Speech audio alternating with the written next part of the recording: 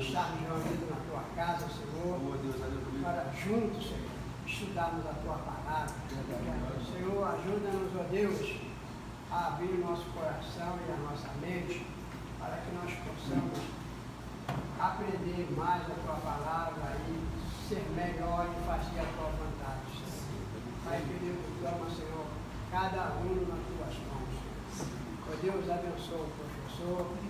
Senhor, ajuda-nos, ó Deus, a te servir melhor, Senhor, a te ser mais sincero contigo, Senhor. Ajuda-nos, ó Deus, as nossas dificuldades, Senhor. Pai querido, abençoa esse estudo de classe, é o que nós te pedimos e te agradecemos em nome de Jesus. Amém. Deus.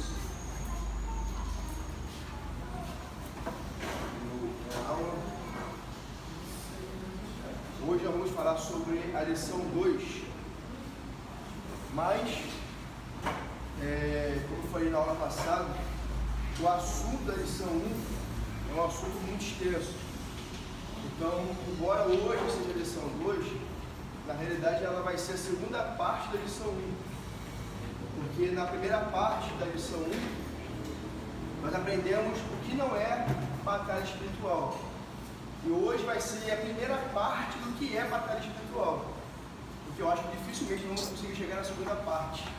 Nós vamos avançar até um ponto de Efésios 6 e na aula queremos concluir isso, em nome de Jesus. Tá?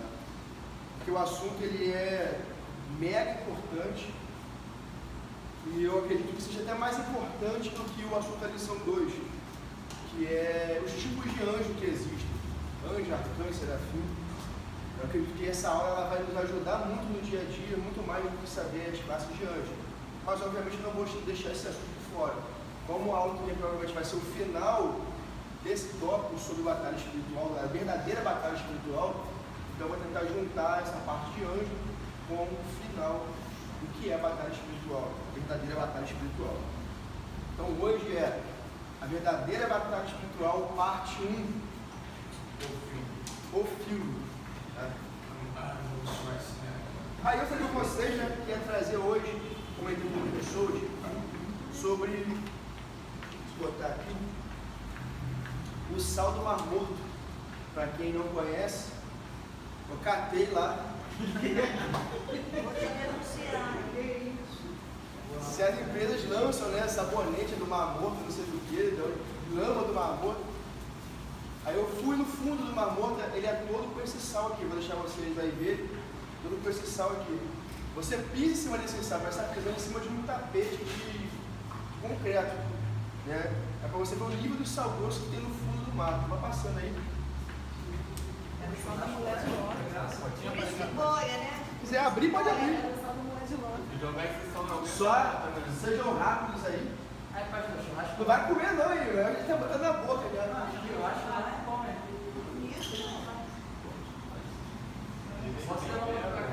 É ruim, então isso aí é o que tem no fundo. Esse é o que tem no fundo do Mar Morto. É de lá que eu catei. Para a gente ter uma ideia da quantidade de sal que tem no Mar Morto. Alguns dizem que nem bactéria tem, nem vida em forma de bactéria tem lá. Quando a gente fala assim, não, é a região onde a mulher de Ló foi transformada em uma estrela de sal, né, para você ver a quantidade de sal mesmo que tem lá. Ali é a provável região de Sodoma e Gomorra também. É brilhoso como cristal, né? Parece uma pedra, na verdade. Né? Queima a mão. Queima a mão aqui. Queima a pele. Que isso? Vem? Pois guardem pra mim aí. Só a lama que não deu pra trazer. A lama já o Michel ficou lá, senão não. Assim, só no pré-sal. Eles são Gonçalo pra dar uma lama lá Só assim, só na região do pré-sal pra ficar perto, né? Porque é bem no fundo mesmo e é uma placa de sol bem grossa. Vamos lá.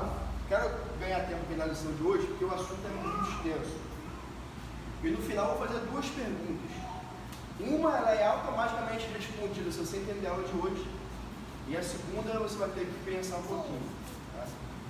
Então não vai mais usar a visão. Não.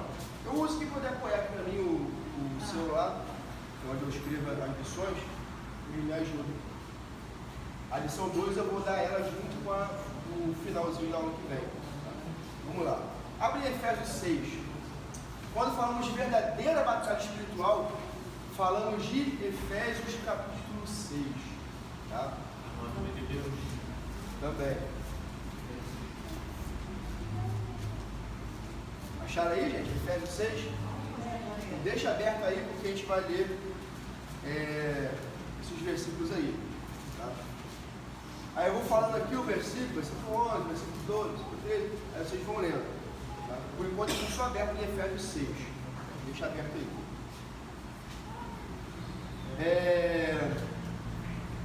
Duas coisas importantes sobre a carta de Paulo aos Efésios. A história vai dizer que Paulo, quando escreveu essa carta, ele estava provavelmente preso em Roma. Tá?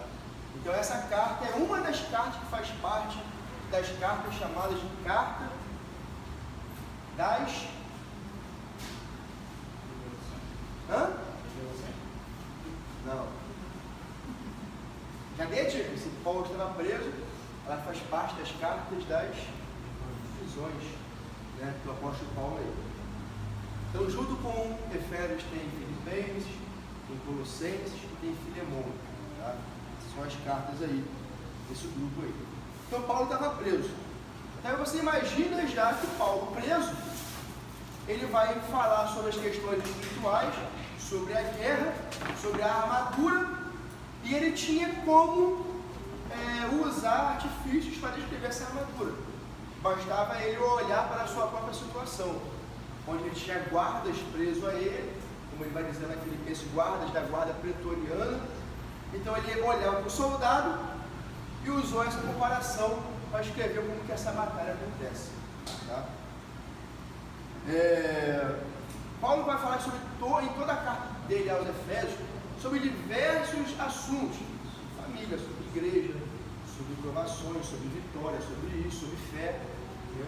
Sobre salvação, tal. E no final, no capítulo 6, ele vai mostrar que, mesmo Deus nos dando tudo isso, haveria contra nós uma oposição. Tá? E há dois extremos dessa oposição, desse entendimento. O primeiro extremo são as pessoas que acreditam que existe o diabo, que existem espíritos malignos, mas vivem como se não existissem. Então há pessoas que acreditam que o maligno ele age, que o diabo ele age contra nós, mas vivem como se ele não existisse. Então eles acreditam, mas ignoram. E há a outra parte do extremo que nós estudamos na aula passada. Eles acreditam tanto no diabo que o seu ministério é pautado apenas no diabo.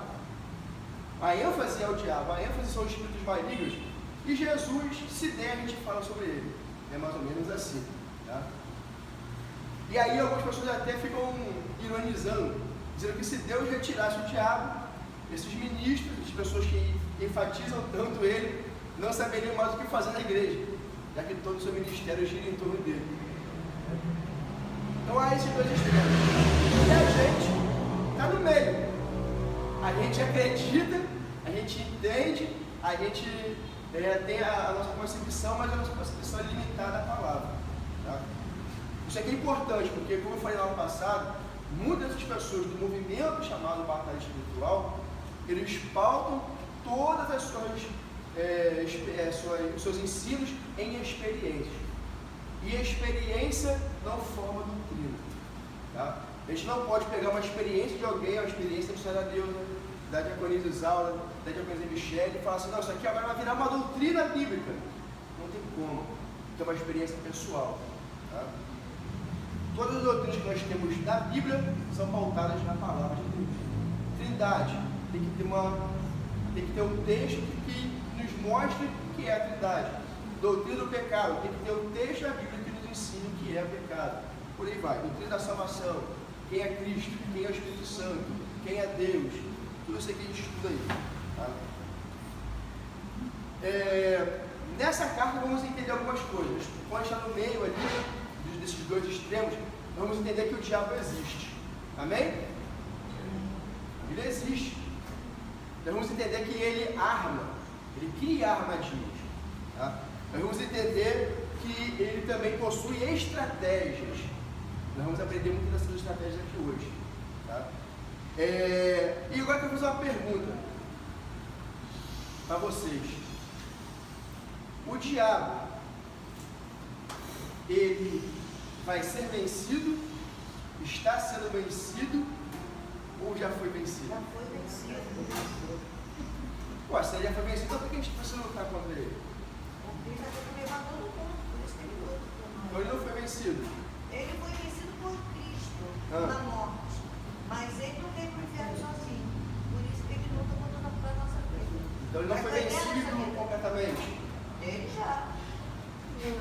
Não. Ué? Você quer que você responda? Ele vai ser vencido na batalha da Armagedon. Então ele não foi vencido. Não? Ele está sendo vencido? O Senhor na cruz ele não venceu. Ele já sabe que ele foi vencido. Foi o que estava sendo vencido? Pastor, ele sabe que ele já foi vencido. Depende do ponto de referência. Ele já sabe que foi vencido. Por isso que ele luta para ganhar cada vida. Mas ele foi vencido, mas ele está lutando ainda. Porque nós vamos ainda. Jesus não vai voltar para nos buscar. Então, quando ele nos busca, ele está tentando levar a maioria. Então ele não foi vencido. Ele ainda está ativo. Não, ele está ativo para nos tentar para ganhar a nossa alma. Mas ele foi ou não foi vencido? Foi feito por Jesus já. Já. Foi vencido, mas ele continuou agindo. Isso. Então não foi agido, não foi vencido Ele foi completamente. vencido, mas ele sabe que ele foi vencido. Mas ele tenta nos pegar. Eu não entendi sozinho. Você entendeu? Foi vencido. Você entendeu, pastor? E aí, missionário Deus? Foi vencido? Concorda? Discorda? Então, são essas perguntas. Vou dizer, vou nem falar da Bíblia, vou falar o que os cientistas gostam de falar. Para a ciência, o que mais importa não são as respostas, e sim as perguntas. E são as perguntas que geram a busca pelas respostas. Tá? Então, essas perguntas são importantes e a gente vai responder elas aqui hoje. Quem pode ler para mim Efésios 6, versículo 1? Vós, filhos, sejam obedientes a vossos pais no Senhor, e isto vai vir. Perdão, versículo 11, tá? Eu anotei bem errado. Revestidos de toda a armadura de Deus, para que possais estar firmes contra as astutas ciladas do diabo. Isso. Vamos lá. A Bíblia vai dizer, aqui em Efésios 6, deixa aberto aí, o versículo, na verdade, vai dizer até o versículo 10, para a gente começar no 10. Porque a nossa Bíblia divide aí antes do 10 e depois do 10. Lê para outra pessoa aí o 10. Onde mais, irmãos meus, fortalecei-vos no Senhor e na força do seu poder. Isso. Quando Paulo vai começar a falar de batalha espiritual, ele vai falar, sede fortalecidos na força do seu Poder. Então, para início de conversa de batalha espiritual, antes de falar do diabo, do inimigo, de sua estratégia e tudo mais, precisamos entender que não tem como entrar nessa batalha sem ter a força e o poder de Deus. Então não existe método, não existe estratégia, não existe livro, não existe experiência, não existe nada. O que Paulo começa falando é: sejam fortes, fortalecidos na força e no poder de Deus. Tá? Vou vir aqui para cá porque já está parando. Coloca aqui personalizado, amor, pra estar com... Oi? Coloca personalizado, pra estar com a minha melhoria. O quê? Não, vou deixar para vocês aqui, só para não passar aqui por mim. Vou deixar circulando aí. Vamos lá. Uma mesinha. Então ele fala: no demais, irmãos meus, fortalecei-vos no Senhor e na força do seu poder. Então o poder e a força que nós precisamos para entrar nessa batalha precisa vir de Deus. Só por aí já é uma grande barreira. Porque quem é Deus? Como é que você se fortalece em Deus? Que poder é esse que ele fala de Deus aqui? Então, para ter tudo isso, a primeira coisa que a pessoa precisa ter para vencer o diabo é primeiro conhecer quem Deus é.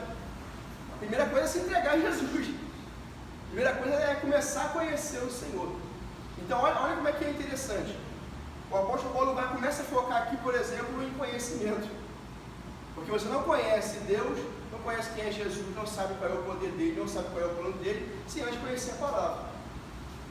Então, olha a importância de você ter conhecimento para poder vencer o diabo, para poder entrar numa guerra. Tá? Então, ele começa falando sobre isso. Vamos lá. Efésios 1, 21. Quem pode abrir? Quem pode ler? Outra pessoa que não leu ainda? Efésios 1, 21. Acima de todo principado e autoridade e poder, e domínio e de todo nome que se nomeia, não só neste século, mas também no vindouro. Isso. Lê de novo, por favor, Gustavo. Acima de todo principado. Está falando de quem aí? Está falando de quem aí? De Jesus. Né? Porque na verdade esse contexto começa nos versículos anteriores. Está falando de Jesus, vai. Acima de todo Principado, e autoridade e poder e domínio e de todo nome que de se todo nomeia, não só neste século, mas também no vindouro. no século vindouro. Então Jesus está acima de todo poder, todo principado, toda potestade, toda força, tudo que existe, Jesus está acima dessas coisas. Amém até aqui, irmãos? Então, se Jesus está acima, quem pode vencer o Senhor? Aí você vai para Isaías 43. Agindo Deus, agindo Jesus, quem vai impedir? Então, a nossa confiança, a nossa entrada nessa guerra precisa estar em Cristo. Então, se você entra, pastor, eu vou orar para o demônio sair de fulano lá porque ele está possesso, mas eu vou em cima de um estudo que eu vi, não sei do que, você vai se arrebentar, irmão. Você tem que ir conhecendo quem você está servindo. Né? E se você não vai no nome de Jesus, você vai passar vergonha. Né? Por isso que você vê muitos versículos do Novo Testamento, muitas pessoas tentando expulsar demônio, e o demônio deixando essas pessoas com a roupa rasgada, nuas, não sei o quê. Eu estou te expulsando no nome do Deus que Paulo serve. Mas ele não... Aí o demônio fala, eu conheço Jesus, sei quem é Paulo, mas vocês são quem? Então, assim, o conhecimento, né, e em nome de quem nós vamos, faz toda a diferença. Tá? Vamos lá, vamos avançar aqui. Perceba que todas as aulas ela é um degrau. Então, a aula que nós falamos na aula passada é um degrau que nós subimos. Inclusive, agora abrindo aqui o parênteses, vocês viram que, coincidentemente até, né, nessa semana que nós falamos no domingo passado, que nós gravamos até a aula também, nós falamos que essas igrejas do movimento de batalha espiritual, de apóstolos, de células, elas tiram a escola bíblica dizendo que ninguém se informa na escola bíblica. Lembram disso? E aí, coincidentemente, nessa semana, a escola bíblica foi reconhecida como patrimônio imaterial, né, do Brasil, né, do Rio, sei lá. Né? E aí, olha a importância da escola bíblica agora no Brasil. E a escola bíblica começou antes da Assembleia de Deus existir. Foi em 1855, é isso? Né? 1855, se me falei a memória, que está na notícia. E foi quando os missionários chegaram aqui e implantaram a escola bíblica para poder ministrar a aula sobre a palavra do Senhor. Então, olha a importância da escola bíblica. Tá? Deixa eu ver se eu trouxe aqui o negócio. Eu falei para vocês sobre algumas coisas desse movimento. E se você pesquisar, eu achei tanto o material do encontro, o manual do encontro, como o próprio texto do Abe Uber, que é o criador do MDA. Tá? E esse material, esse estudo, ele está disponível na internet para todo mundo ver. Ele fala assim, o Abe Uber, o doutor Orton, que já dormiu no Senhor, tinha o seu doutorado em crescimento da igreja pela Escola de Missões, Escola de Missões Mundiais do Seminário Teológico Fuller. Lembra do nome que eu falei na aula passada? Todos os apóstolos foram formados aonde? Né? A maioria deles no mesmo seminário, Fuller.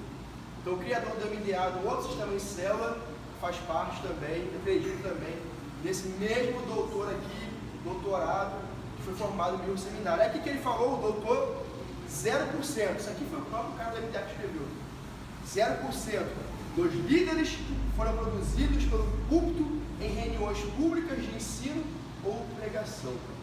Ou seja, aí na segunda frase ele bota assim, na terceira, 0% dos líderes foram produzidos em classes estruturadas, como escola dominical, curso de família cristã, guerreiros de Cristo e outras mais. Então ela está dizendo assim, na verdade nós recebemos um conhecimento tão poderoso de Deus que nenhum dos líderes até hoje foi formado em nenhuma dessas instituições de ensino, escola bíblica nem nada. E na verdade nós vemos que a história provou o contrário. Tanto que recebeu reconhecimento agora como um patrimônio do nosso país. Né? Ou seja, o Spurgeon, que tinha sua escola de pastores, perdeu tempo. Estou dizendo isso. John Wesley, que formou aí 150 pastores, perdeu tempo. Né? Os discípulos perderam tempo. Né? Enfim. Então, isso só para corroborar para o que a gente tem falado e ensinado aqui. Tá? Jesus é maravilhoso. Vamos lá. Romanos 8, verso 37 a 39. Quem pode ler? 37 a 39. Mas em todas estas coisas somos mais do que vencedores, porque aquele que nos amou, porque estou certo de que nem a morte, nem a vida, nem os anjos, nem os principados, nem as potestades, nem o presente, nem o mover, nem a altura, nem a profundidade, nem alguma outra criatura nos poderá separar do amor de Deus, que está em Cristo Jesus, nosso Senhor. Isso, glória a Deus. Então, em Cristo nós sempre vamos vencer. Sem Jesus é impossível vencer. Começa por aí essa batalha. Agora, Jesus está acima de todas as criaturas? Vamos abrir 1 Pedro aí, no capítulo 3, versículo 21 e 22. Para ler? Outra pessoa. 1 Pedro, capítulo 3, verso 21 e 22. A qual, figurando o batismo, agora também vos salva, não sendo a remoção da imundícia da carne, mas a indagação de uma boa consciência para com Deus, por meio da ressurreição de Jesus Cristo, o qual, depois de ir para o céu, está à destra de Deus, ficando-lhe subordinados anjos e potestades e poderes. Então, todos os seres celestiais estão subordinados a Jesus. Então, vão começando a construir na cabeça de vocês aí esse pensamento, né, desse iniciozinho aí do que Paulo está falando. O diabo, ele é um ser dependente ou independente? Dependente de quê? Hã? De quê? Ele depende da O que autorização. você quiser. Da autorização de Deus. Hã? Ele depende da autorização. Então, ele é dependente. Né? Então, o diabo, primeira coisa, o diabo não é um ser independente. O diabo não está lutando contra Deus, senão não haveria luta. Deus já teria vencido ele há muito tempo. Vamos abrir aí. Falamos isso um pouquinho na aula passada, tá? Marcos 5, versículo 12 e versículo 13. Isso só para a gente começar a entender o que é o início da batalha. Tá? Só para a gente entender um pouquinho da batalha. Marcos 5, verso 12 e verso 13.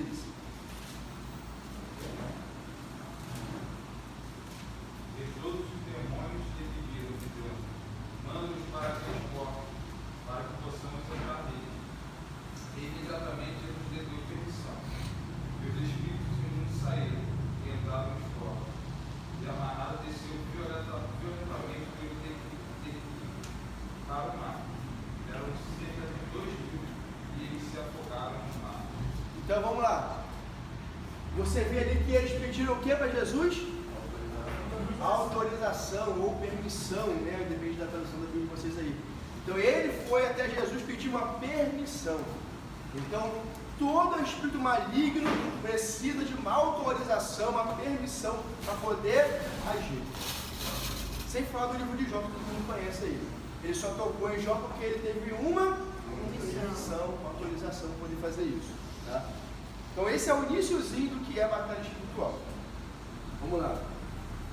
Vamos conhecer agora um pouco do nosso verdadeiro inimigo, tá?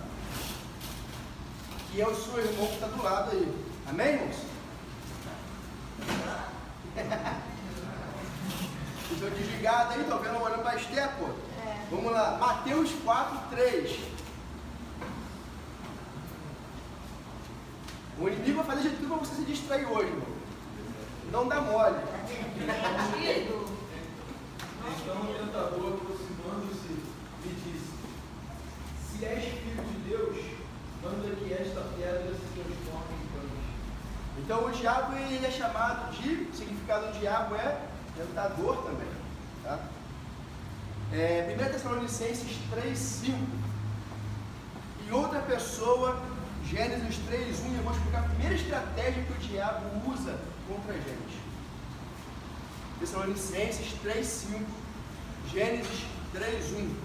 Portanto, não podendo eu também esperar mais, mandei saber da vossa fé, temendo que o tentador me tentasse, que o nosso trabalho viesse a ser inútil.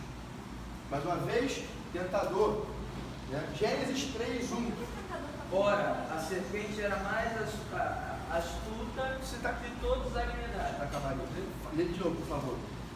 Ora, a serpente era mais astuta que todos os animais do campo, que o Senhor Deus tinha feito. E esta disse a mulher: É assim que Deus disse: Não comereis de toda a árvore do jardim?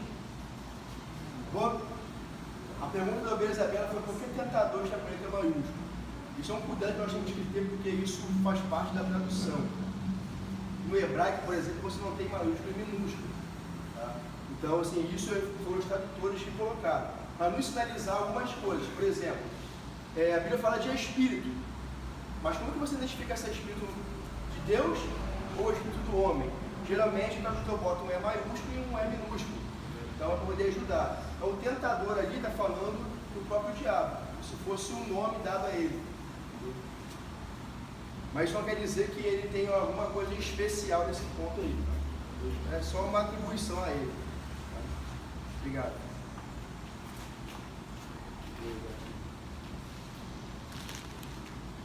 Vamos lá. Gênesis 3:1, ele falou que o diabo, a serpente, perdão, era o mais astuto dos animais, e ela fez o quê? Oi? Tentou a mulher. Falou com ela. Né? Foi assim que Deus disse. Dê de novo aí, para a gente acompanhar o raciocínio. Ora, a serpente era mais astuta que todos os animais do campo que o Senhor Deus tinha feito. E esta disse a mulher: É assim que Deus disse: Não comereis de toda a árvore do jardim. É uma pergunta ou é uma afirmação? É uma pergunta. Então ele está dizendo: é isso que Deus disse? Foi isso que Deus disse? Aí você vê que Deus fala para não comer e ela se confunde, diz: ele falou para não tocar e não comer. Ela vai e toca, vê que nada acontece, vai e come. Só você ver o texto aí que você vê que é isso que acontece. Ou seja, na verdade, a primeira estratégia que o diabo usa, existe até documentário sobre isso, que a TV a cabo pode ver. São as sugestões. O diabo sempre vai nos sugerir coisas. Então, ele sempre vai nos sugerir atitudes, pensamentos, ações que nós devemos ter, decisões que precisamos tomar. Ele sempre vai interferir nas sugestões da nossa vida. Então, às vezes você está numa situação, o diabo começa a te sugerir coisas. Faz isso, faz aquilo, para que fazer isso, para que buscar, para que essa atividade, para que ir para a igreja, e não sei o quê. Tem certeza que isso vai acontecer na sua vida mesmo? Então, quando ele começa a sugerir coisas na nossa vida, ele começa a nos confundir. Na novela Jesus que eu estou vendo, a gente vê nitidamente, parece Satanás falando assim: quem que ele pensa que é para falar assim com você? Aí a pessoa vai falar: quem você pensa que é para falar assim comigo? Então, essa é uma grande estratégia que o diabo vai usar contra a gente, nessa luta que Paulo está falando aqui. É o problema da sugestão. Isso tudo é para a gente entender o finalzinho da aula de hoje, que é o cerne, e vocês vão entender tudo como é que funciona. Mas esse aqui é o princípio. Porque, na verdade, tudo se resume na briga pela nossa mente. Tudo que o diabo vai a gente aprender sobre ele aqui é uma briga pela nossa mente. Tá? Então o diabo ele vai começar a mexer aqui, ó. Ele quer confundir aqui. E se ele confundir aqui, o restante acompanha. Mexendo a cabeça, entendeu? Só você começar a entender a ação do inimigo, como é que ele vai fazendo. Mas já que ele é o tentador, não existe uma tentação insuportável. Porque a promessa de Deus, ela diz que nenhuma tentação sobrevirá sobre nós para que a gente consiga suportar. Ou seja, tudo que Deus permite chegar na nossa vida, já que Ele, no início da aula, tem permissão para fazer, automaticamente Deus sabe que nós temos poder para suportar. 1 Coríntios 10, versículo 13. Lê, por favor, alguém aí. Ah, vai botar esse sal no churrasco? Não, gente. Não vos sobreveio tentação que não fosse humana, mas Deus é fiel e não permitirá que sejais tentados além das vossas forças. Pelo contrário, juntamente com a tentação, vos proverá livramento, de sorte que a possais suportar. Isso. Embora Paulo fale de tentação humana, ele está falando de como a tentação funciona. Porque o diabo ele vai nos sugerir, e o que é que vai ser atraído dentro da nossa composição, né, corpo, alma e espírito? O que é que vai ser atraído por essas coisas? Carne. Então a nossa tentação, ela é uma tentação humana. Porque o diabo ele não está agindo na questão espiritual, ele está agindo naquilo que nós conseguimos botar a mão, enxergar, ver. Igual nós falamos sobre a aula, sobre os sentidos, né? O que Paulo nos ensina a guardar? Todos os nossos 5 sentidos. Porque eles são a porta de entrada do pecado. Ao que você vê, ao que você ouve, ao que você fala, ao que você cheira, ao que você toca. Então essa é a porta de entrada que o diabo vai usar para nos tentar. Estão entendendo aí? Estão conseguindo caminhar? Dúvidas, levanta a mão, tá, gente? Para poder explicar aqui. Vamos lá. Vamos abrir Jó 2, versículo 6.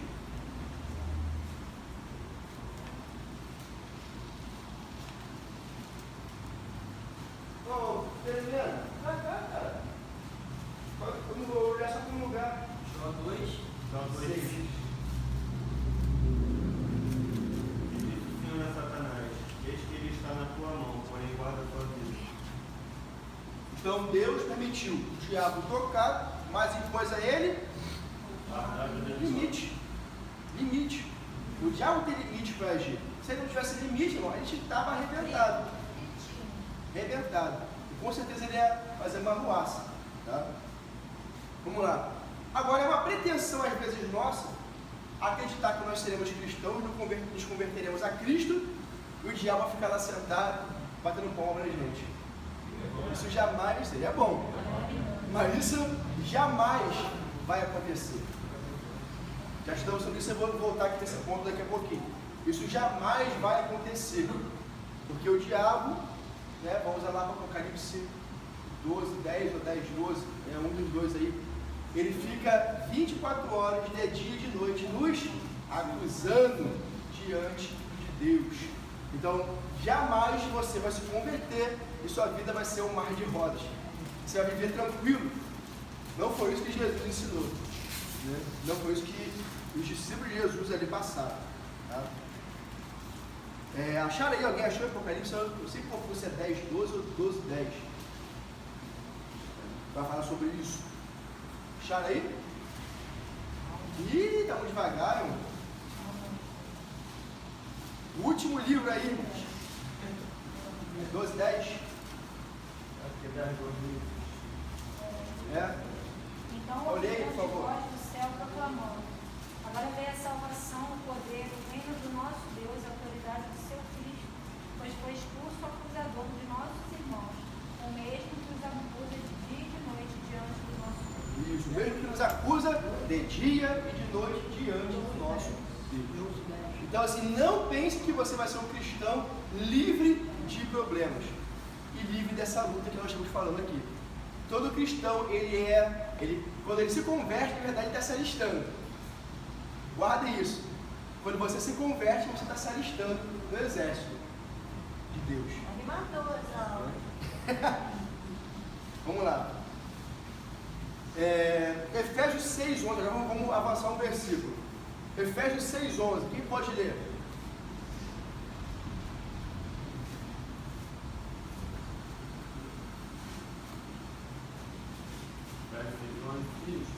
Revestido de toda a armadura de Deus, para que possa estar firme contra as ciladas do diabo.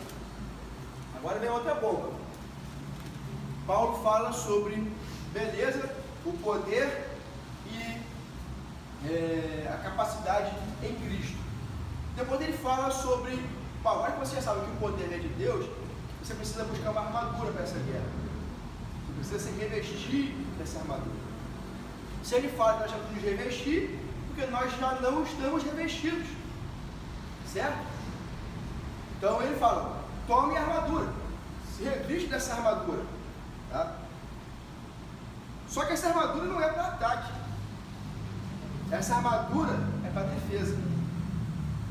Ao contrário do que o movimento de batalha espiritual fala. Você tem que caçar o demônio. Mas a Bíblia vai nos mostrar que é diferente. O demônio é que nos caça. Vamos voltar para a aula passada, Marcos 5. Jesus foi até o demônio ou o demônio foi até Jesus? O demônio foi até ele e se prostrou diante dele. Tá? Vou falar um pouquinho mais sobre isso aqui. Estou só dando a introdução aqui. Vamos lá. Se Paulo está dizendo que nós precisamos de uma armadura, então ele está dizendo que nós estamos numa guerra. Está dizendo que em Cristo nós estamos em uma guerra, em uma batalha. Tá? Paulo aqui, ele não tenta detalhar tudo. Então a gente precisa buscar em outros versículos algumas coisas. Por exemplo, Paulo não fala o tempo dessa batalha. Paulo não fala o tempo da guerra. Mas outros falam. Vamos abrir vamos abrir Pedro. 1 Pedro 5, versículo 8 e 9. João, ele já lemos isso em Apocalipse, que a batalha dura 24 horas. 1 Pedro 5.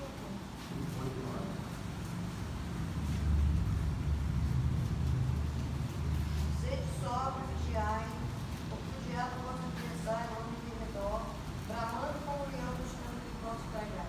Isso. Ao qual resistir firme na fé, sabendo que as mesmas aflições se cumprem entre os nossos irmãos de profundo. Isso. Então vamos lá. Apocalipse 12, 10, vocês já leram. O diabo fica o quê? 24 horas procurando uma brecha. Se você deu a brecha de madrugada, de manhã ou de noite, para ele não importa, ele está lá só esperando. Ele não espera como um gato, nem como um jacaré, nem como um tigre, nem como uma serpente. Ele espera como um leão. Porque a intenção dele não é fazer um carinho em você. A intenção dele é te devorar, te destruir, te dilacerar. Posso falar uma experiência sobre Tem que ser isso? rápido. Uma vez, há muitos anos atrás, fazendo essa aula de impedir demônios, essas coisas. Então, uma vez eu falando, orando, aí o Satanás falou assim comigo, né? Falou assim, eu vou sair, mas vou ficar, porque em nome dele, mas vou ficar aqui na porta, porque lá fora eu vou fazer a minha vontade de novo. E eu vou voltar. Falou isso. Então você vê que a vontade do inimigo é de nos destruir. Não tem outra. Ele não quer te dar nenhum benefício, ele não quer que você vá para o céu, ele não quer que a sua família vá bem, quer que você vá bem no emprego, ele não quer nada disso. O que ele puder tocar para poder chegar em você, ele vai fazer. Então, assim, nós não estamos numa guerra que é uma brincadeira. Estamos lutando contra um inimigo que nós não temos força para lutar. Não temos capacidade para enfrentar, sozinhos. Mas, como Paulo disse ali no início, em Cristo, nós somos mais do que vencedores. Tá? Amém. Então, o diabo está agora mesmo à nossa volta, olhando, observando. E quando ele fala de leão, é só você imaginar. Quem tem aí, gosta de ver esse negócio de leão devorando bicho no Animal Planet aí, é só você olhar lá. O que ele faz? No meio do matinho, observa, faz a sua estratégia, planeja. A última coisa que ele faz é atacar. Antes disso, ele já fez todo o seu aparato, mas depois só dá o bote final. E é exatamente assim que o diabo faz. Por isso que a Bíblia é bem clara. Essa é a revelação que Deus deu para para Pedro ali. Ele é como um leão, exatamente como um leão. Então você não pense que você está dentro do seu quarto trancado que ele não está vendo. Isso é até interessante, porque os seres espirituais, agora vamos cavar um pouquinho mais fundo, os seres espirituais, é só você observar Jesus. Quando Jesus ressuscitou, o corpo dele não era mais o mesmo de antes. Porque quando os discípulos estavam orando, o que aconteceu? Quando estava orando na casa de Pedro, o que apareceu? Quando eles estavam orando, reunidos ali, Jesus tinha morrido, né, na cruz. Apareceu, mas a Bíblia é bem clara. Estavam reunidos com as portas trancadas. E Jesus apareceu no meio deles. Como que Jesus apareceu ali? Porque o corpo que ele recebeu na ressurreição não era o mesmo corpo que ele recebeu quando ele nasceu. Era um corpo que não estava preso às coisas materiais. Então ele atravessava as paredes. Ele aparecia onde tinha que aparecer. Ele chegava onde tinha que chegar, sem nenhum limite. E assim são os seres espirituais. Quando a gente pensa que ele não está, na verdade ele está observando. De repente ele a parede está aqui, mas ele bota a cabeça assim lá dentro, assim, e olha. Coisa de desenho animado. Coisa de desenho animado. Inclusive, até você falando isso. Exatamente. Inclusive, eu estava lendo uma matéria do criador do Super-Homem, né? É Stan Lee o nome dele? Stan Lee. Ele falou que antes dele morrer, que foi recente agora, numa divulgação de algumas frases dele, ele falou que todos os super-heróis foram baseados na Bíblia. Ele tirou inspiração de lá para poder criar o Super-Homem, esses super-heróis aí. Eu vi que vai fazer agora um almanac que eles vão colocar Jesus como Você super-herói. passa fazer um gibizinho chamado isso. Não, mas... Vamos lá. Vamos avançar aqui para a gente poder ganhar tempo. Tem muita coisa para falar. Gálatas 5:17. Quem pode ler, por favor?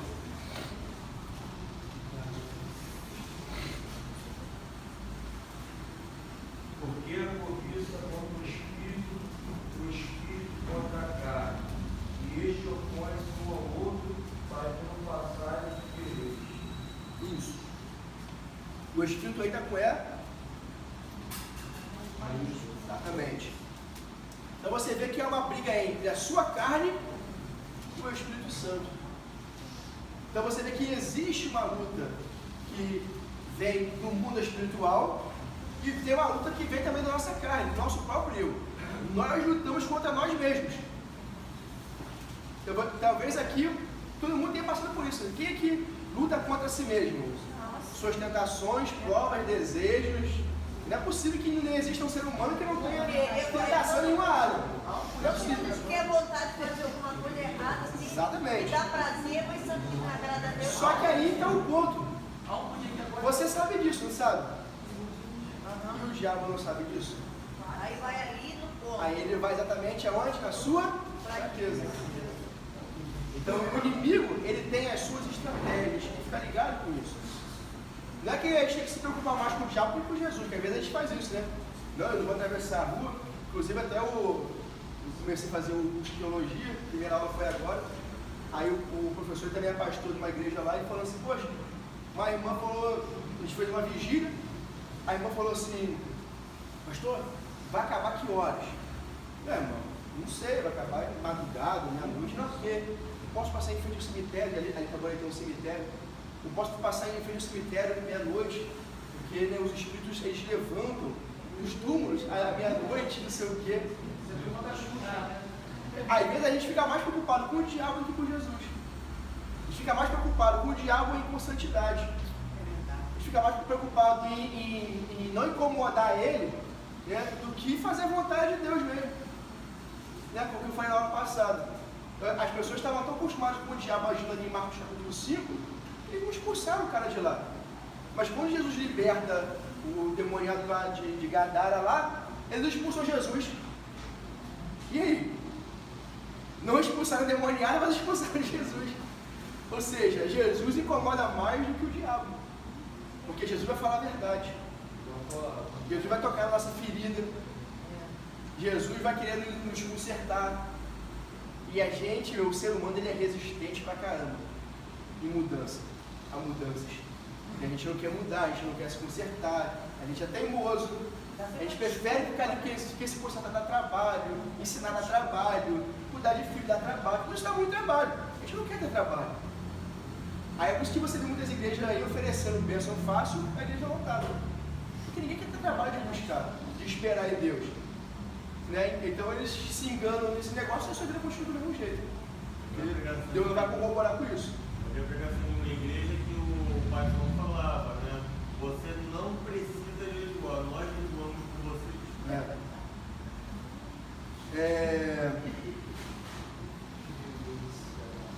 Já falei sobre isso aqui, cartas da prisão. 2 Timóteo 2,4.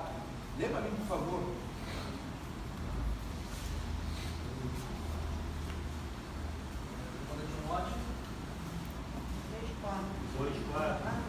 Ninguém que milita se embaraça com o negócio desta vida, a fim de agradar aquele que o alistou para a guerra. Vamos lá. Olha aí, olha o texto que Paulo está dando para Timóteo na sua última carta antes de morrer, provavelmente. Ninguém que milita, ninguém que está na batalha se embaraça com o negócio dessa vida. Mas, o que ele fala no final aí? A fim de agradar aquele que o alistou para a guerra. Então, Cristo nos alistou para a guerra. Lembra que eu falei agora há pouco?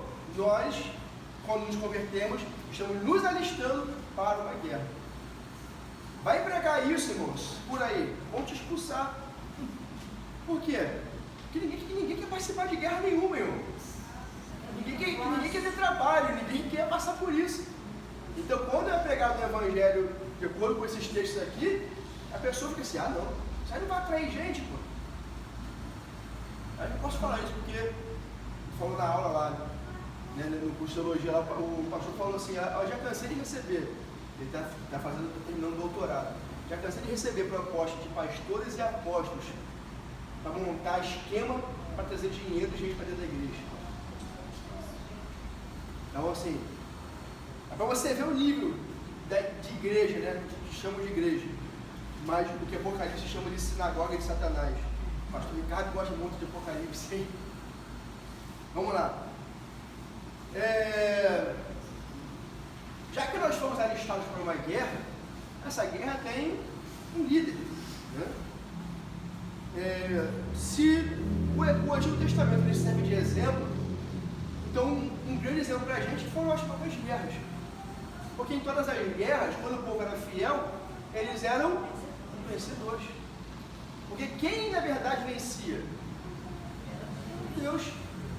Para mim, uma das guerras mais fantásticas foi de Josafá, que foi oração e louvor. Quando eles levantaram, já estava todo mundo morto. Foi a muralha de Jericó e a temente de Davi. Então, tem muitas. Eu achei fantástico. Os inimigos se mataram lá também. Também tem essa, né? Que eles se mataram. Aí só tem um para dizer lá e morreram todos. Exatamente.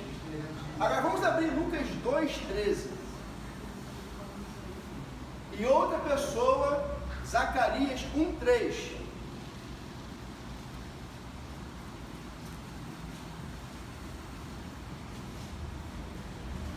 Lucas 2,13 e Zacarias 1,3.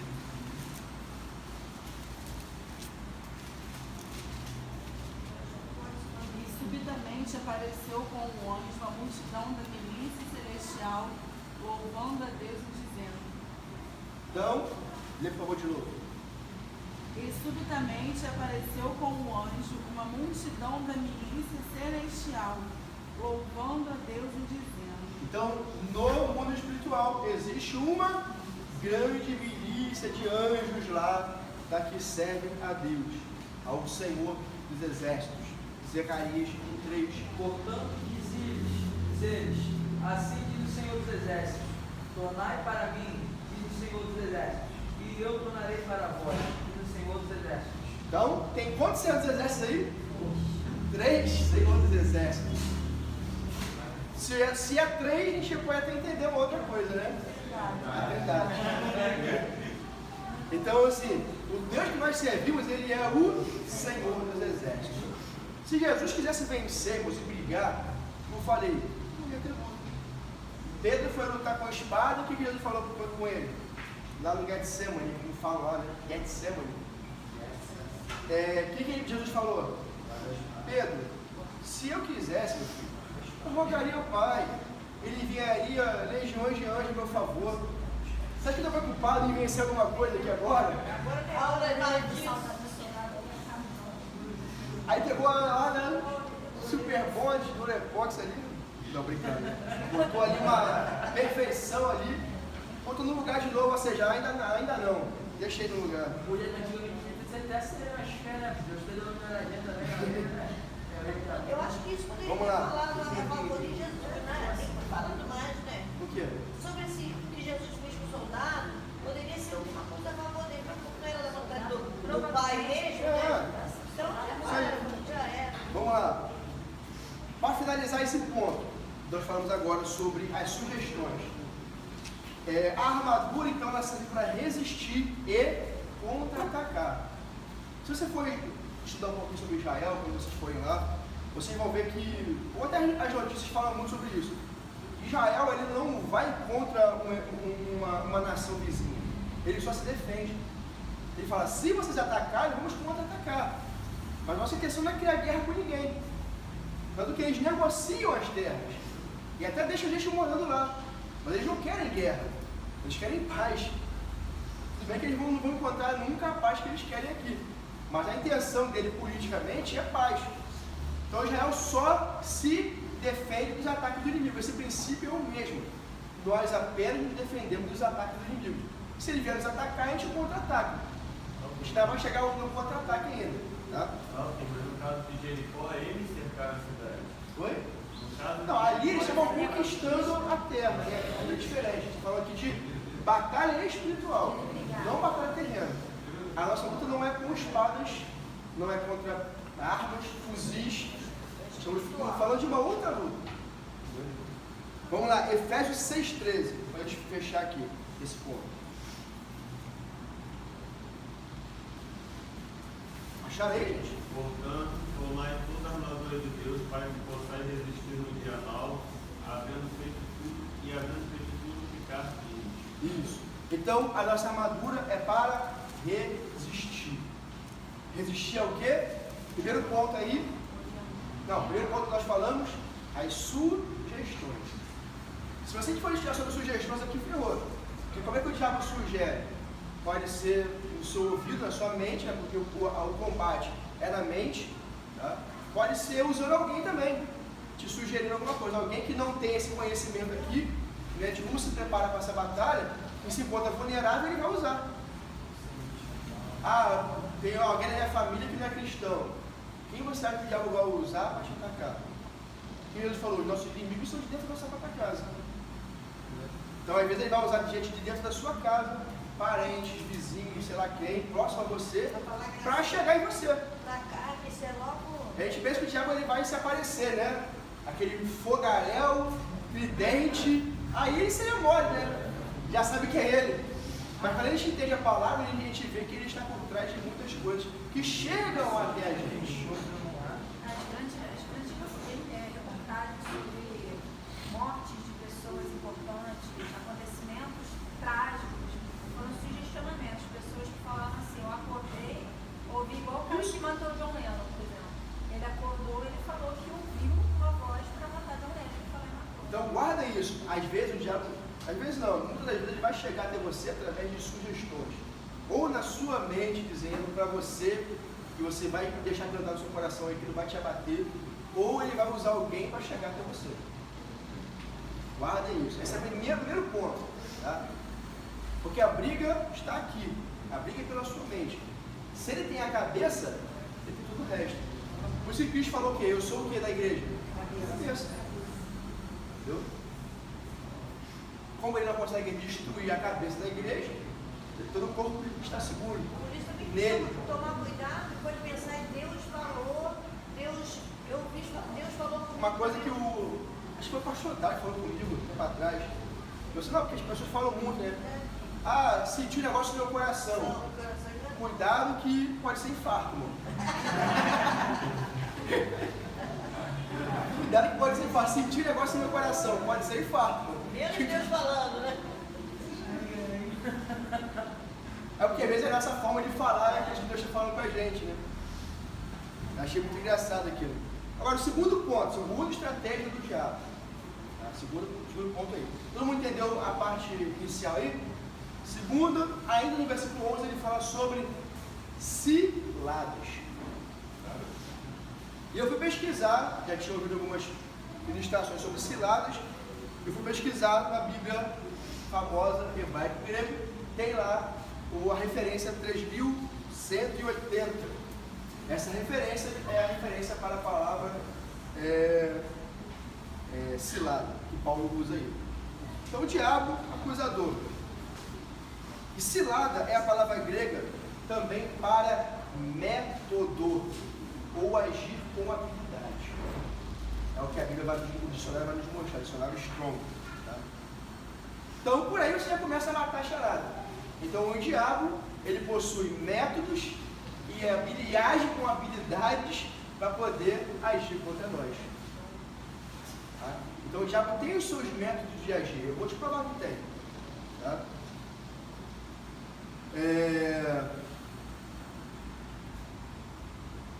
Vamos abrir em Números 31, versículo 15 e versículo 16. Aí está um método que o diabo usou para destruir Israel.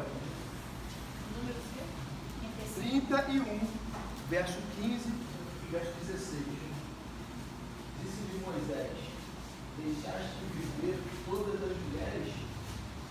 Eis que está no conselho de Balaão. Fizeram prevaricar os filhos de Israel contra o Senhor. No caso de Peor, pelo que houve a praga entre os congressos do Senhor. Congresso ou congregação? Desculpa, congregação. Deixa esse texto aí aberto. Apocalipse 2,14. Vou explicar. Tem que ser rápido, gente, caso da hora. Mas umas poucas coisas têm contra ti, porque tens lá os que seguem a doutrina de Balaão, a qual ensinava Balaque a lançar tropeços diante dos filhos de Israel, para que comecem os sacrifícios da idolatria e se prostituíssem. Isso, vamos lá.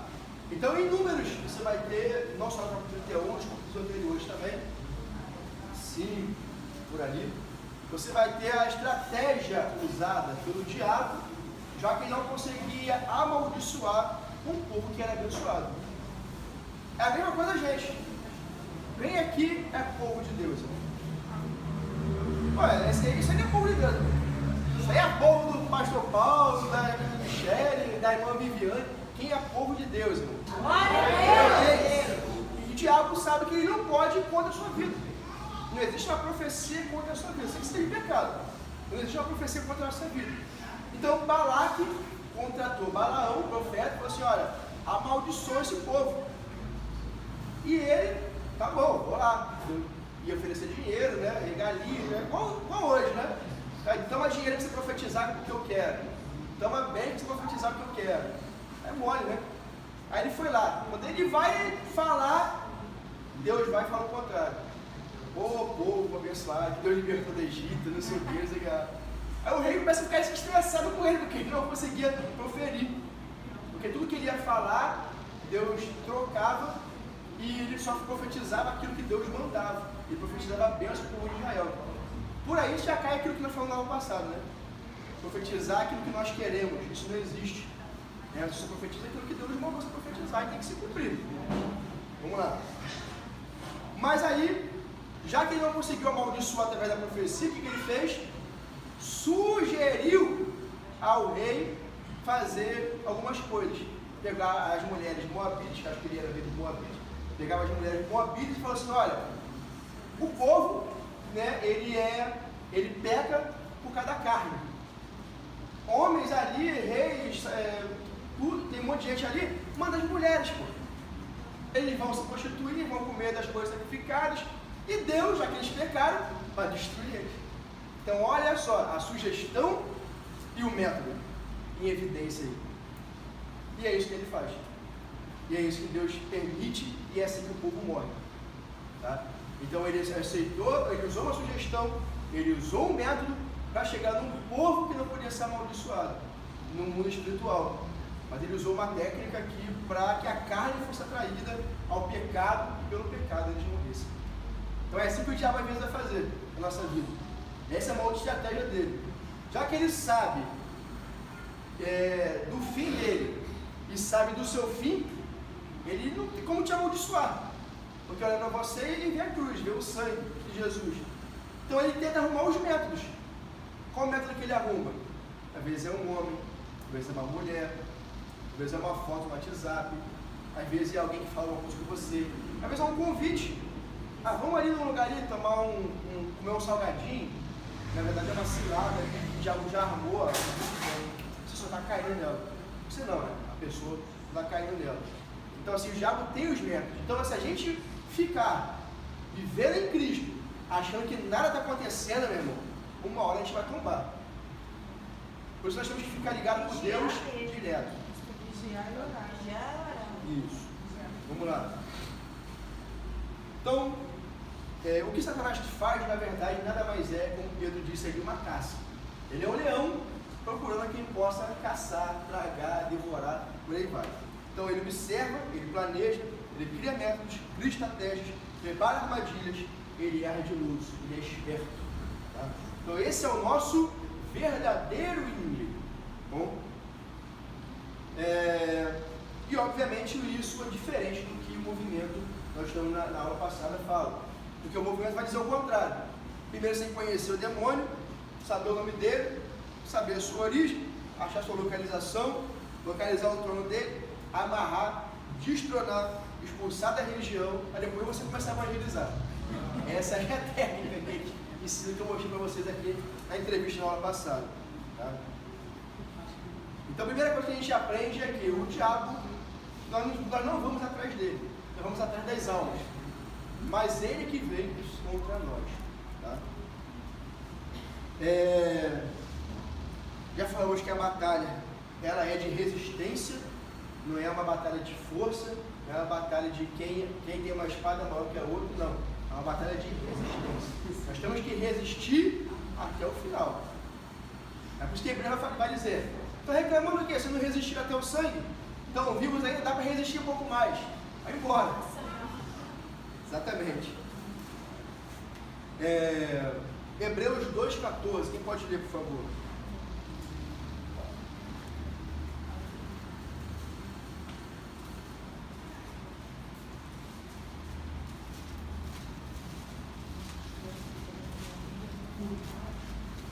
Já que os filhos são participantes da carne e do sangue, também ele participou das mesmas coisas, para que através da morte ele destruísse aquele que tinha o poder da morte, isto é, o diabo. Isso. Então, na prática, eu vou explicar isso aqui, mas na prática, o diabo já está derrotado. Agora vou começar a falar um pouquinho da pergunta que eu fiz para vocês. Na prática, o diabo já está derrotado, destruído. Tá? Mas tem um porém. Eu vou explicar aqui. Só para a gente fechar esse ponto aqui, para encerrar essa parte de cilada. Paulo fala aí que as ciladas, né, fica firme contra as ciladas. Então, quem vem contra a gente? O diabo com as suas ciladas. Que a gente entendeu que a palavra grega para ciladas são as suas habilidades, os seus métodos contra a nossa vida. Então, vai ficar firme contra os métodos de Satanás que vêm contra a gente, independente do qual seja. Amém? Até aqui? Então é o segundo ponto aí dessa batalha espiritual. Efésios 6,12 agora.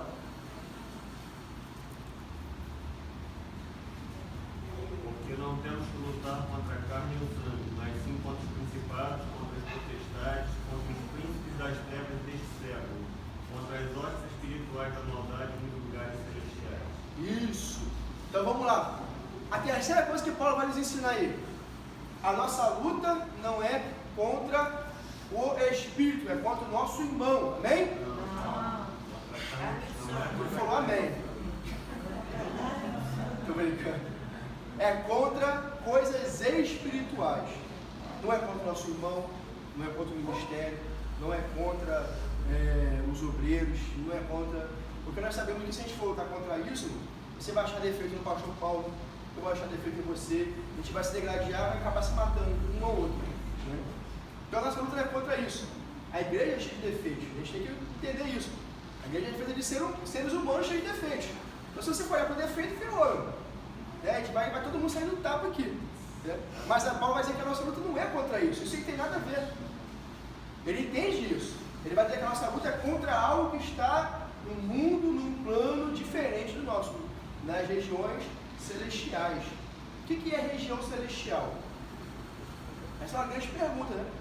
O que é região celestial? O diabo está nas regiões celestiais. Que negócio é esse? Não, o que é região celestial?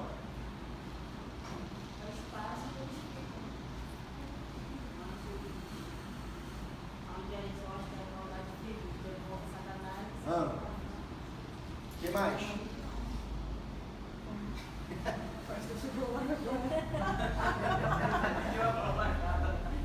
Vai, gente. Só Viviane e a depois de falar. Vamos lá. Não existe uma definição, vamos botar assim, 100%, mas algumas pessoas vão explicar que são as regiões invisíveis que existem ao nosso redor, no espaço, nas coisas que Deus criou, no ambiente que Deus criou. Então essas regiões celestiais onde os demônios estão, eles estão em qualquer lugar. Só que essas regiões nós não conseguimos enxergar. A gente só consegue enxergar quando Deus abre a nossa visão espiritual. Né? Algumas pessoas até falam, se Deus pudesse abrir a nossa visão espiritual, a gente ia ver um monte de seres por aí que a gente ia ficar, talvez até um infarto. Né? Porque os homens que viram coisas espirituais na Bíblia, Daniel, Davi, todos eles quase morreram. Irmão. Então, imagina se a nossa visão fosse 100% aberta para ver todas essas coisas. Então os demônios estão agindo. Embora a gente não consiga ver, eles estão presentes. Você vê que às vezes a pessoa está possessa, você não consegue, né, só quem tem um dom de visão aí, Deus concedeu, consegue enxergar. Mas você vê que a pessoa está possessa e você expulsa o demônio, sabe? Você não está vendo ele, você sabe que ele está ali. Vamos lá. Então Paulo vai ensinar o seguinte: a nossa luta é contra um ser que nós não vemos. É contra um ser que nós não conseguimos derrotar. Nós não temos ferramentas para derrotá-los. Mas toda a nossa ferramenta, toda a nossa armadura está em Cristo. Então é impossível vencer um ser espiritual sem estar em espírito, sem usar armas espirituais, sem depender de Jesus. Então, só por aí você já entende uma coisa: como é que um cristão consegue permanecer de pé? Sem oração, sem jejum, sem palavra, sem ir ao culto, sem buscar Deus. É impossível, irmãos. Porque às vezes a pessoa se converte, poxa, eu não sei por que toda hora eu caio, por que toda hora eu estou fraco, por que toda hora eu aceito a sugestão do diabo que nós falamos aqui na aula. Por quê? Porque não tem nenhuma armadura. O cara bota uma camiseta, bermuda e vai pra guerra. Igual o pai da minha esposa, a gente jogando paintball aqui, todo mundo de calça de não sei do que, capacete, e ele lá de bermuda e camiseta, aquela camisetinha. Cara, que eu aproveitei a chance, né? Tá gravando aí ainda? Então deixa pra lá. Vamos lá. Se a luta fosse contra seres humanos, é muito fácil. Você vai onde o Diácono Túlio foi ali, compra arma, irmão. Não que ele foi comprar arma. Vai lá no Uruguai, nas lojas que vende arma, né? Em países aí que isso é liberado, compra arma e combate, pô. Pega em casa uma barra de ferro, irmão, e parte pra dentro. Mas não é essa a luta que Paulo está ensinando que nós temos que ter. Tá? Não é assim que a gente luta. Tá? O cara que eu falei até na aula passada, o Todd Bentley, ele foi levantado ali, né? O Peter Bagley, que foi um dos grandes criadores dessas doutrinas todas doidas aí, ele profetiza sobre esse cara, e ele, como apóstolo, ele diz que o Espírito Santo deu a ele um método para expulsar o demônio das pessoas. Então a pessoa vai até ele, possessa, né, segundo ele fala, e ele dá soco na cara e bico, pontapé, até o demônio sair, irmão. Sério? Tem aqui o artigo que saiu. Deu um link aqui. Vamos praticar isso aqui. Então, assim, ele falou: o Espírito Santo me deu essa estratégia. É soco na cara e chute. Levantado por quem? Pela mesma galera de apóstolos e movimento de batalha espiritual. Será que é o Espírito Santo que está fazendo isso? Na verdade, ele está fixando o diabo. Violino. 3 pontos de violino. Alguém falou isso, né? Tá bem aqui no Peter. Para você expulsar demônio, compra criolina, 3 gotas é suficiente para expulsar o demônio.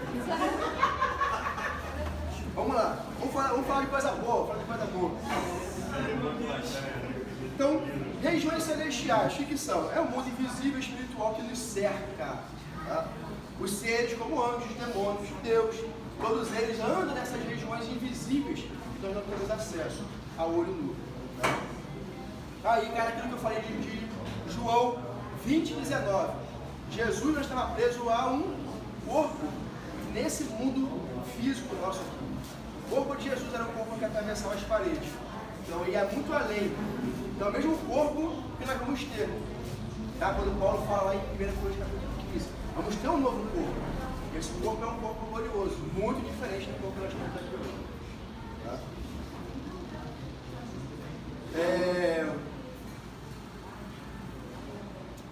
Vou pular isso aqui. Por último, na minha anotação aqui, nós não podemos esquecer o seguinte: o diabo, o Espírito Santo, ele nos inspira. E o diabo também faz a mesma coisa. Ele inspira homens e mulheres a praticarem diversas coisas que eles já estão propensos a praticar por causa do pecado e da carne. Tá? Então fechamos esse ponto sobre ciladas, que são os métodos do diabo aqui. Tá? Aí Paulo vai falar sobre dia mau, ainda no verso 13. Resistia às ciladas, né, no dia mau aí. Nós sabemos já que a nossa armadura é para defesa. Tá? Abre em Efésios 5, verso 16.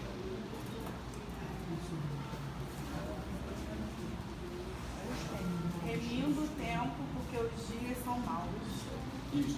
O apóstolo Paulo, no capítulo anterior, diz que os dias são maus. Jesus disse que basta cada dia o seu próprio mal. Então, todos os dias para a gente, aqui já é uma outra bom para a gente, né? Já que você resolveu ser cristão, todos os dias para a gente vão ser dias maus, dias difíceis, dias cansativos, dias de lutas, mas em tudo isso nós seremos no final vitoriosos. Tá? Pode ser difícil, irmãos, mas nunca será impossível. Né? Vamos lá. Paulo fala sobre remir o tempo. O que é remir o tempo? Lembra que eu falei que a carta de Paulo aos Efésios vem com diversas recomendações? Uma dessas recomendações ele vai dizer que nós no passado usávamos o nosso tempo para fazer o quê? Besteira. E ele fala sobre remir o tempo. Eu fui pesquisar a palavra remir. E a palavra remir também tem o sentido de reparar. Tá? Cristo nos remiu. Então nós fomos reparados. A nossa comunhão foi reparada, porque foi perdida lá no jardim. Por aí vai. Então Paulo está dizendo assim: vamos remir o nosso tempo, vamos reparar o nosso tempo. O tempo que a gente perdia com as coisas erradas, vamos converter agora em coisas para Cristo. Vamos converter agora em coisas para o reino. Vamos agora fazer as coisas do certo, para a gente não cometer os mesmos erros do passado. Então Paulo está dizendo assim: vamos começar a aproveitar melhor o nosso tempo. Acho que Paulo começa a dizer aí. Ele vai dizer também o seguinte: a gente não sabe o dia, nem a hora, não é isso? Do que? Não. Do ataque do inimigo. Também. Vamos lá. Olha a pegadinha da prova, né? Nós não sabemos nem o dia nem a hora que o diabo vai vir nos atacar. Já viu não fala isso? O dia será como um ladrão, porque ninguém sabe quando o ladrão vai roubar, vai entrar na casa, tal. E até uma coisa do diabo. A gente não sabe quando que o diabo vai vir com a sua cavalaria para poder nos atacar. A gente não sabe. Mas se a gente não estiver preparado, quando ele vier, o que vai acontecer? Vamos perder. Ou seja, o que o apóstolo Paulo vai ensinar com isso? Que nessa luta não existe um dia em que você não pode deixar de estar buscando ao Senhor. Pastor, hoje, essa semana eu não vou orar não. Pode ser nesse período que o diabo vai atacar. Aí você vai perder a batalha. Então, todos os dias, moço, tem que existir um tempo para a gente estar buscando. Você pode não orar 1 hora, moço, mas você pode orar 10 minutos. Orar 5 minutos, pode ler alguns versículos ali. Você começa a se alimentar. Tá? Vamos lá. Esse dia mau, ele também pode ser chamado de outros nomes. Porque Paulo não vai dizer o que está ali dentro desse dia mau. Mas pode ser um dia depressivo. Pode ser um dia cansativo. Eu até notei algumas coisas aqui. Pode ser um dia triste. Se você recebeu alguma pancada, alguma notícia que te deixou para baixo, né, te deixou triste.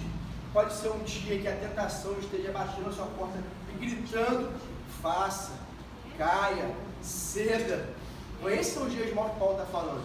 São nesses dias que a armadura faz mais sentido para a gente. Tá?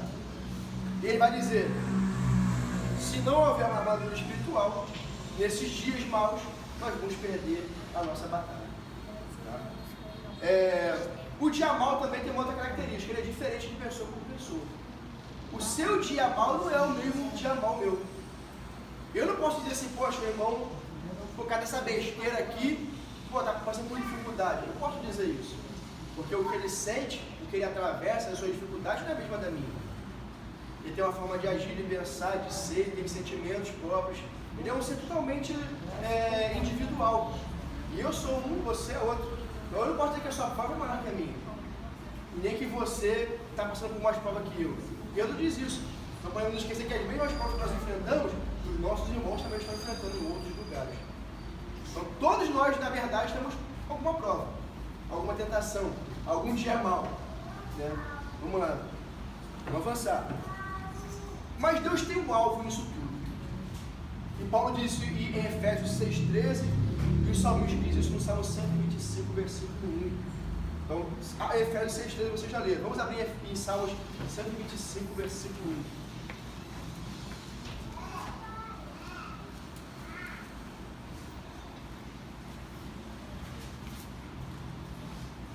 Espírito do Senhor serão como o monte de Sião, que não se abala, mas permanece para sempre. E olha que Paulo fala em Efésios 6,13, nós temos que estar o quê?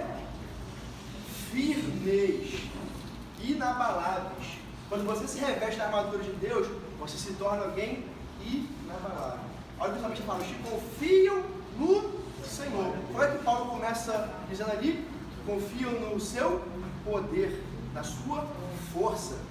Então Paulo está dentro do mesmo contexto da Bíblia ali. Quando você confia em Deus e se reveste dessa armadura, você se torna alguém inabalável como um monte de Sião. O vento bate e ele está lá, não tem nem cosquinha. Tá com pedra nele, isso aí não. Pega o paralelepípedo que não tem nem cosquinha. E por aí vai. Estou aqui brincando, mas essa é a ideia. O diabo também tem uma outra estratégia. Estamos falando de diversas estratégias, né? Vamos aprender diversas coisas que Paulo está nos ensinando aqui.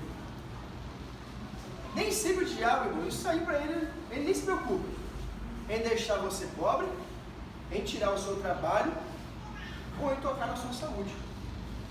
Na verdade, ele prefere até que você esteja assim, bem, saudável, bonito, musculoso, contanto que você sirva a ele. Porque se ele tiver que te dar dinheiro, prosperidade, trabalho, tudo isso para você servir a ele, para ele é mole. Eu lembro de um que nós chamamos desse testemunho lá. Esqueci o nome da cantora. E ela fala isso, ela fala assim: Satanás, já abandonei ao Senhor. Você está na Praça 15, ela desse testemunho, já estava lá na Praça 15. Ela falou assim: já abandonei a Cristo. Já que você me quer, então, deixe-me aqui. Eu não tenho dinheiro, mas eu quero dinheiro. Quero ter uma casa boa, não sei o quê. Ela falou que 1 hora depois parou um carro e uma mulher que estava no centro espírita, o diabo usou para essa mulher e falou assim: olha, vai lá para essa 15, que é a sua filha que morreu, ressuscitou nela, voltou, reencarnou nela, perdão, reencarnou nela, e ela vai estar lá te esperando. Quem é que estava lá? Essa cantora, esqueci o nome dela agora. Aí ela vai, começa a morar com essa senhora, e ela mora onde? Apartamento em Copacabana, com dinheiro, carro, não sei o que, vida de luxo. Tudo que ela pediu o diabo deu, contando que ela servisse a ele. Então, para o diabo fazer isso na nossa vida é mole, irmãos. Tem gente que dá assim, não, o cara não é possível que Deus não esteja na vida dele. O cara está prosperando. O diabo também prospera, irmãos. Quer ver uma prova disso? Quem foi que prometeu para Jesus os reinos da terra? Abre aí Mateus 4, por favor. Tudo isso te darei se postado me adorares. Versículo 8, 9 e 10. Tem que ser rápido.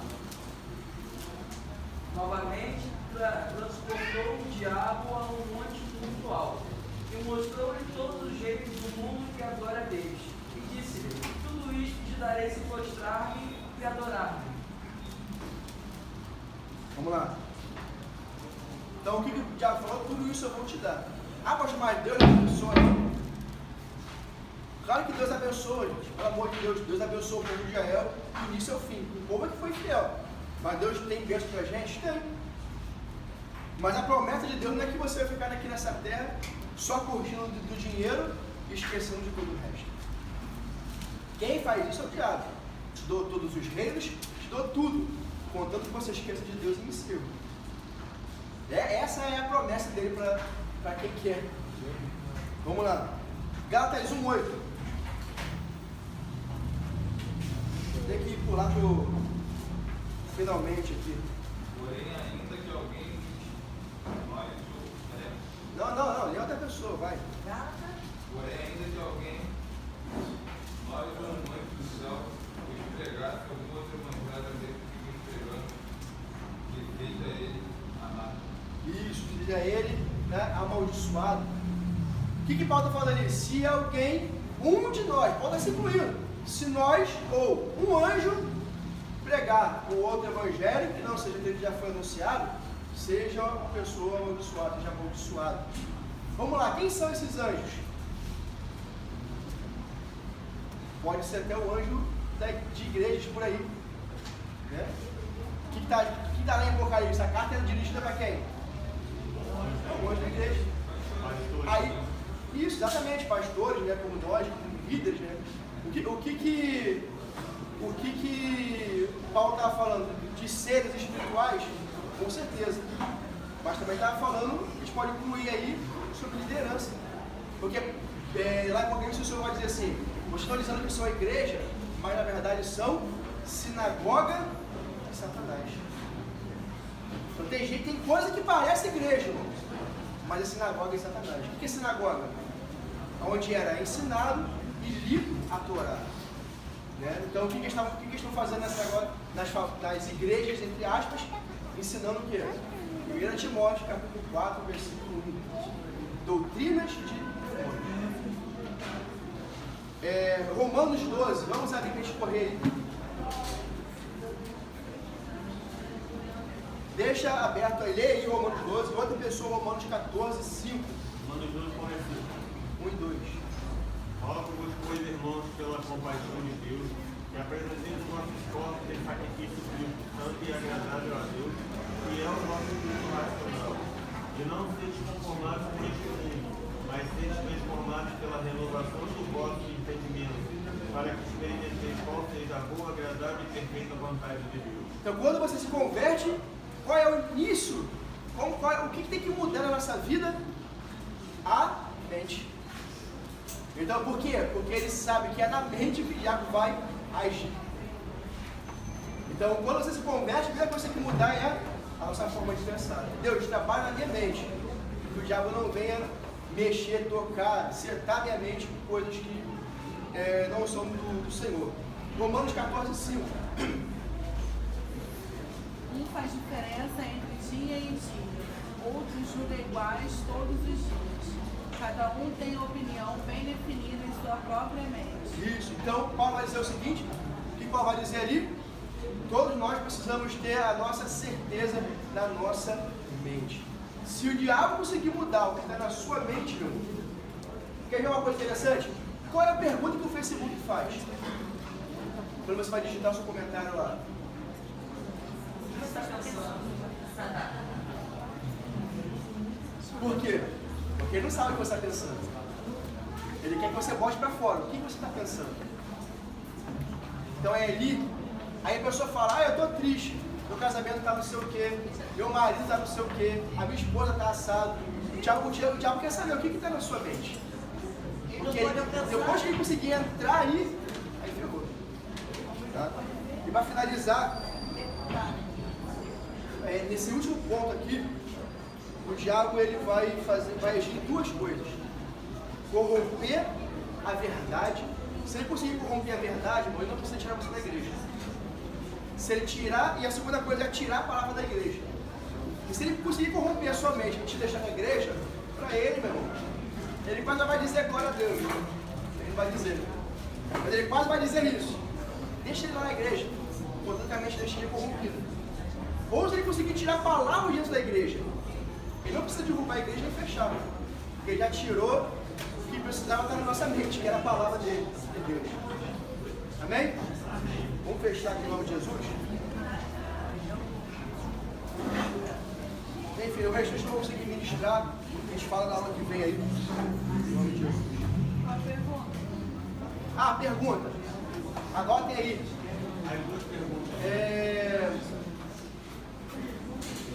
Para quem, estou até com o texto aqui, para quem Jesus estava dizendo, para trás de mim, Satanás? Mateus 16, versículo 22 e 23. Semana que vem. Para quem Jesus está dizendo?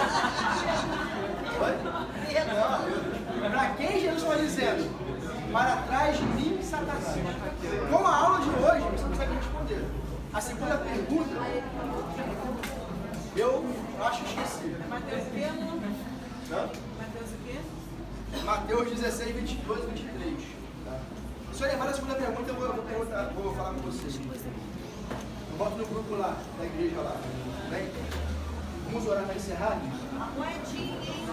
Quem puder ajudar na caixinha da prova, né? Que a gente fala aí. Senhor nosso Deus e Pai, nos glorificamos.